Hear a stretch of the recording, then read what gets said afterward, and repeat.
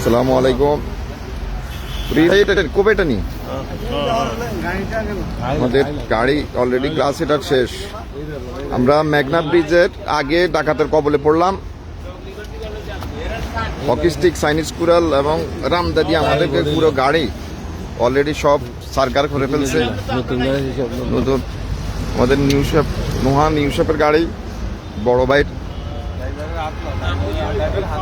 Already গাড়ি এটা এটা আটকানছে একটু। ভাই আপনি আমাদের ফিরোজ ভাই ছোট ভাই, সুমন ভাই ছোট ভাই, উনি ওনার হাতে কূপ খাইছে অলরেডি। আর কোন জায়গায় ভাই? এগুলো সব গ্লাসে অলরেডি কাটা গেছে। ওনার এখানে আহত বেশি হয়েছে হাতে, বাম হাতে। এই ওনার গ্লাস, গাড়ির অবস্থা একদম খুব ভয়াবহ। এখানে ছিল আমার বন্ধু রুবেল, ওই পাশে অ্যাডভোকেট সোহাগ ভাই, এই পাশে অ্যাডভোকেট সোহাগ ভাই। এখানে সব কোপাই এলো পাতার, এই কোপাই একদম একদম সব শেষ করে ফেলছে।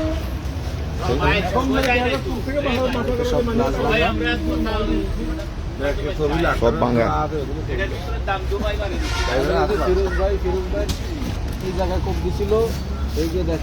ফিরোজ ভাই অলরেডি যদি জামা কাপড় না থাকতো, যদি কাঁধে না থাকতো হয়তো পুরো এই সিনাটা দুই অর্ধেক হয়ে যেত। এবং আমারও কোপ দিছিল, আমি হাত দিয়া। এটা কিন্তু আগা লাগছে, একদম আগা লাগছে। আল্লাহ ইয়ার সোহাগ ভাই কোন জায়গায় লাগছে?